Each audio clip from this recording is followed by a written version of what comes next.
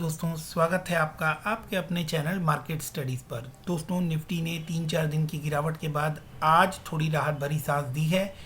आज का दिन भी काफ़ी गहरा डिप बनाया था निफ्टी ने, लेकिन उसके बाद उस डिप से लोअर लेवल से अच्छी रिकवरी हमें देखने को मिली और निफ्टी तकरीबन 1% नेट में कल के दिन से हमें ग्रीन के ऊपर बंद होता हुआ दिखाई दिया।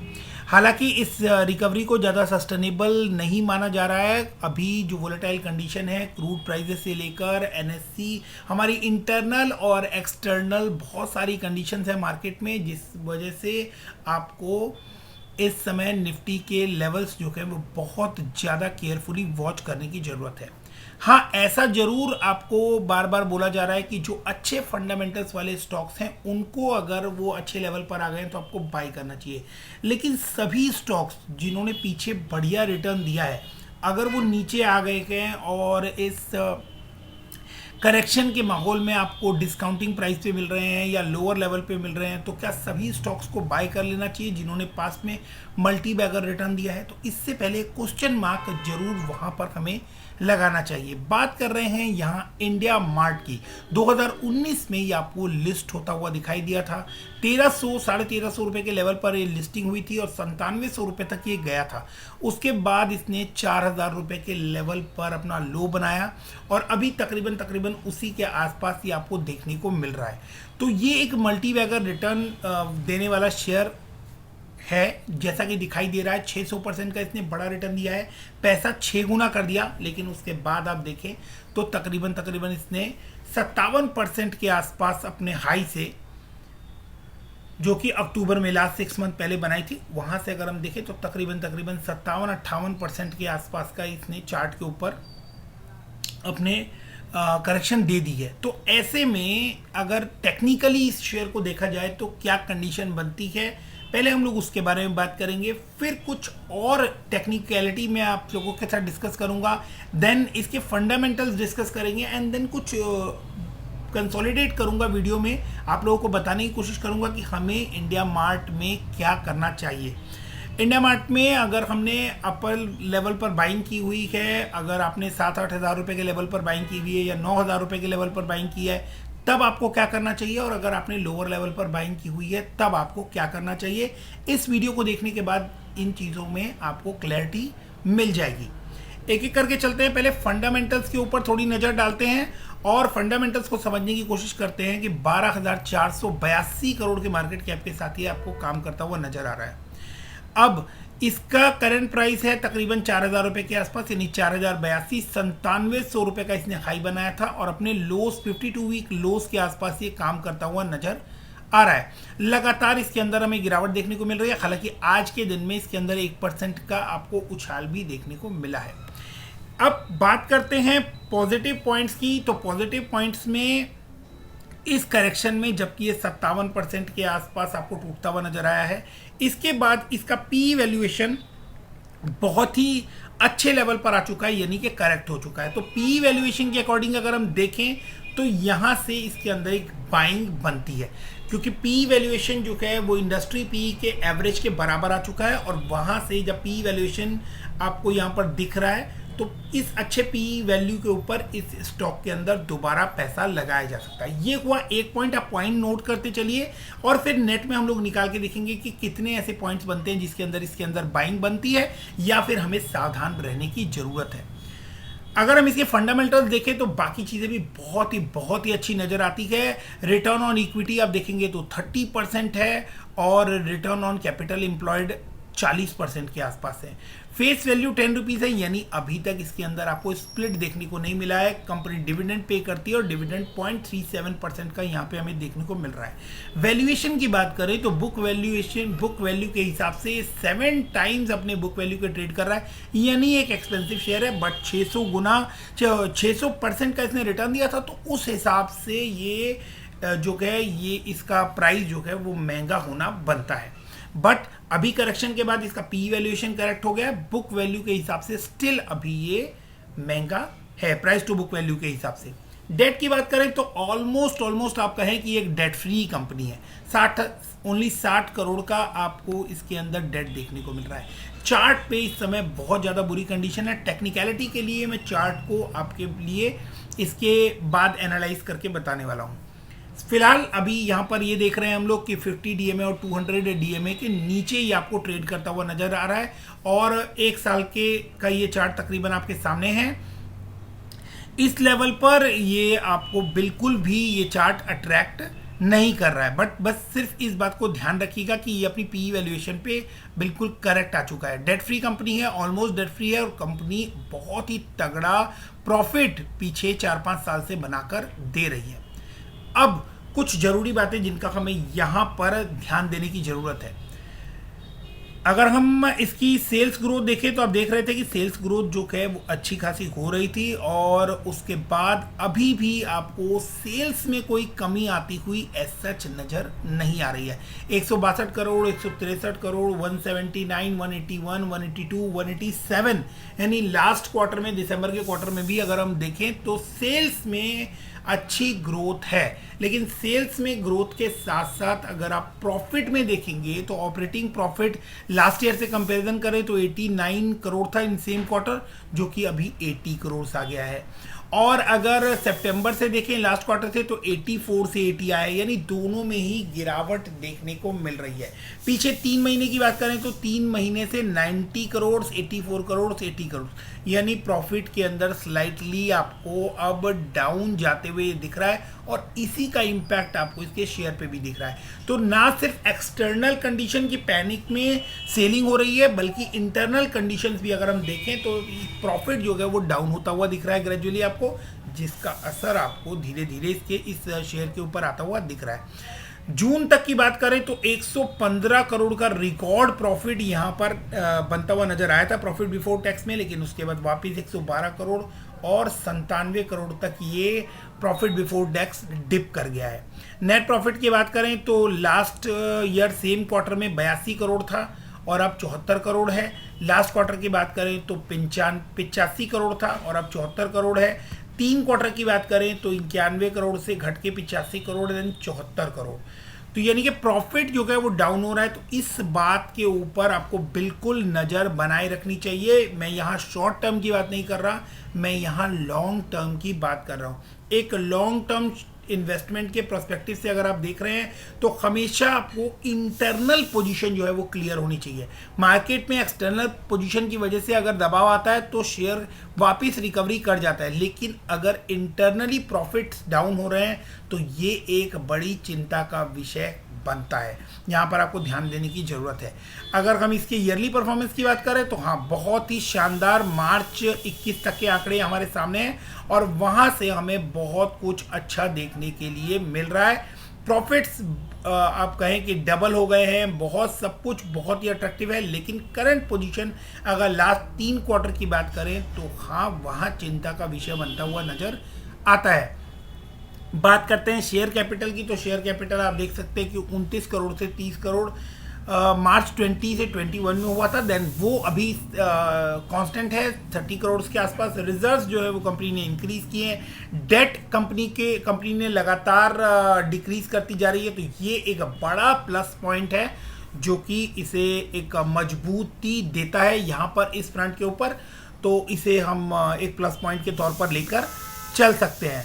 बात करते हैं शेयर होल्डिंग पैटर्न की, तो 49% 50% के आसपास प्रमोटर के पास इसकी होल्डिंग है। एफआईआईज ने इसके अंदर सेलिंग की है और आप देख सकते हैं कि एफआईआईज के पास 28% के आसपास स्टेक था और एफआईआईज ने इससे बहुत तगड़ी बिकवाली इसके अंदर हुई है और अब ये तकरीबन 26.5% के आसपास आपको दिखाई दे रहा है। डीआईआईज ने वहीं इसके अंदर अब भरोसा जताना शुरू किया है और लास्ट क्वार्टर में अगर हम देखेंगे तो 4.68% से 5.34%, यानी कुछ डीआईआईज ने इसके अंदर खरीदारी जो है वो अपनी बढ़ाई है। पब्लिक का जो स्टेक है वो भी एफआईआईज ने जो बिकवाली की है वो पब्लिक की तरफ ट्रांसफर होती दिखी है और पब्लिक ने के पास इसके इस समय 19% के आसपास इसका स्टेक दिख रहा है। तो ये तो हो गए इसके फंडामेंटली इसके अंदर कुछ प्लस पॉइंट है, कुछ माइनस पॉइंट है, लेकिन जो माइनस पॉइंट है वो थोड़ी चिंता में डालने वाले हैं कि सेल्स जो है वो सेल्स हमें कांस्टेंट नज़र आ रही है, लेकिन मार्जिन्स जो हैं वो मार्जिन्स हमें प्रेशर लेते हुए नज़र आ रहे हैं। तो जब तक मार्जिन नहीं सुधरते हैं तब तक आपको इसके अंदर आपको नज़र बनाए रखनी होगी, बहुत ही ज़्यादा ध्यान रखना होगा, क्योंकि ये शेयर जो है ये कंटिन्यूसली आपको गिरता हुआ नज़र आ रहा है। अब कौन से लेवल हैं जिस लेवल के ऊपर हमें नज़र बना के रखनी चाहिए? क्यों? क्योंकि अगर हम टेक्निकली इसको अभी हम देखें तो आप देख सकते हैं कि टेक्निकली इसको पूरी तरह सेल करने की रिकमेंडेशन आ रही है। सभी ऑसिलेटर, सभी टेक्निकल इंडिकेटर्स जो हैं वो इसको सेल कर चलने को बोल रहे हैं। आप देख रहे हैं स्ट्रॉन्ग सेल लिखा हुआ है, 9 इसको सेल इंडिकेट कर रहे हैं, 6 न्यूट्रल और 1 इसको बाई करके चलने के लिए बोल रहा है। ऑसिलेटर्स भी इसको सेल करके चलने के लिए बोल रहे हैं। सभी मूविंग एवरेजेस आप देख सकते हैं, एक भी इसके अंदर बाई रिकमेंड नहीं है, 8 के 8 आपको इसके अंदर सेल रिकमेंड कर चलने के लिए कह रहे हैं। अब जब इसको पूरी तरह से सेल करने के लिए बोला जा रहा है तो इस प्रेशर के अंदर आपको इस स्टॉक में बड़ा दबाव आता हुआ दिख सकता है। चार्ट के ऊपर समझने की कोशिश करते हैं। चार्ट पे एक लेवल था और वो लेवल है 4570। 4570 का जो लेवल है ये लास्ट ईयर सितंबर 20 के आसपास का लेवल है, और वहाँ से इसने इस ट्रेजेक्ट्री में एंट्री की थी 4570 में।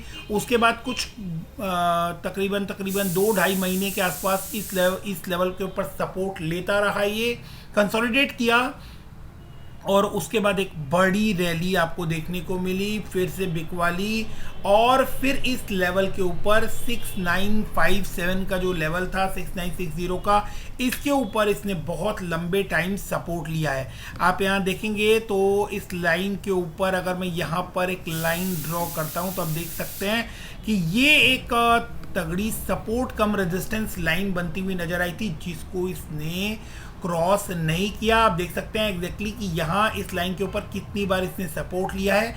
फिर ये यहाँ से जब नीचे गिरा वापिस इसने इस लेवल को ब्रेक करने की कोशिश की, लेकिन ये इतना तगड़ा रेजिस्टेंस था कि यहाँ ये इस लेवल के ऊपर टिक नहीं पाया, और वापस ये तकरीबन 2020 सितंबर के लेवल पर आया, और वापस से एक बार इसने रिकवरी लेने की कोशिश की, लेकिन अब की बार इसने इस लेवल को तोड़ के, और अब ये तकरीबन आपको 4081 के लेवल पर दिखाई दे रहा है।